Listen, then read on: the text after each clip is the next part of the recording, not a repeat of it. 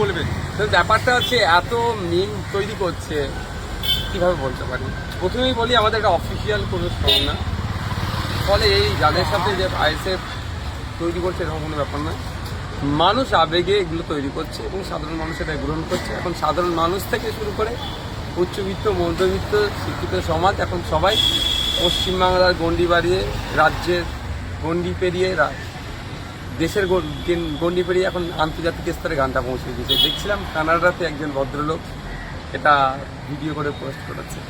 ব্যাপারটা হচ্ছে আমি সরকার সাহেবকে শুধু মাত্র ভাবি না, উনি একজন একটা মমতা ব্যানার্জি ঘোষিত একজন criminal, sorry national human rights commission ঘোষিত তিনি একজন ক্রিমিনাল, মমতা ব্যানার্জি ঘোষিত একজন বোমবাদক।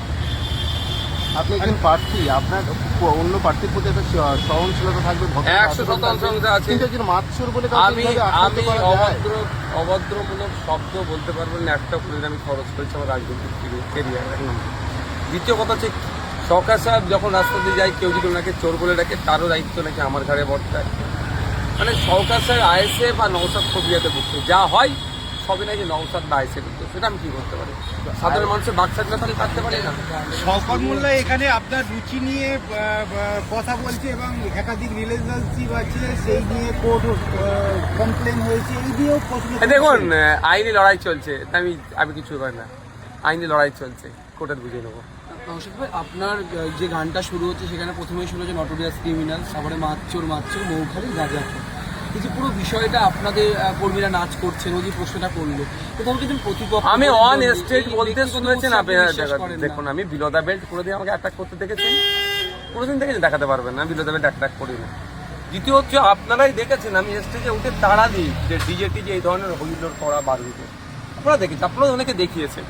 সুতরাং এর সাথে আমাদেরকে যারা কানেক্ট করতে চাইছে তারা ভুল করছে। তারা আর তো কয়েক ঘন্টা কি বলবেন? বাংলার থেকে দিচ্ছি কম করে 50,000 ভোটে নিয়ে ডবল ডিজিট নিয়ে বিধানসভায় যাবো। বাম এবং আইএসএফ এর শক্তি এবারে ব্যাপকভাবে উত্থান হবে। আমরা তৃণমূল বিজেপি ম্যাজিক ফিগারে পৌঁছাতে পারবে না, আমি দায়িত্ব নিয়ে পড়ছি। বিজেপি বুথ এজেন্ট খুঁজে পায়নি, আর তৃণমূল বুথ এজেন্ট দিল। মানুষ এত ফেয়ার ইলেকশন হয়েছে, এই প্রতিষ্ঠানগুলো যা সব হয়েছে, তৃণমূলকে আর পাত্তা দিচ্ছে না মানুষ। কারণ 8 বছর 10 বছর করে ভোট দেওয়ার সুযোগ পেয়েছে, সুদে আসলে মিটিয়েছে সাধারণ মানুষ।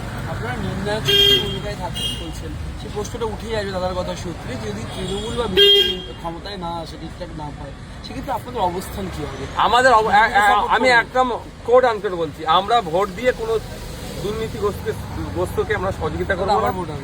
আমরা ভোট দিয়ে কোনো সাম্প্রদায়িক শক্তিকে সহযোগিতা করবো। ভোট মিনস প্রার্থী সমর্থন দিয়ে জিতা বিধায়কদের, এইটা আমাদের অবস্থান ক্লিয়ার।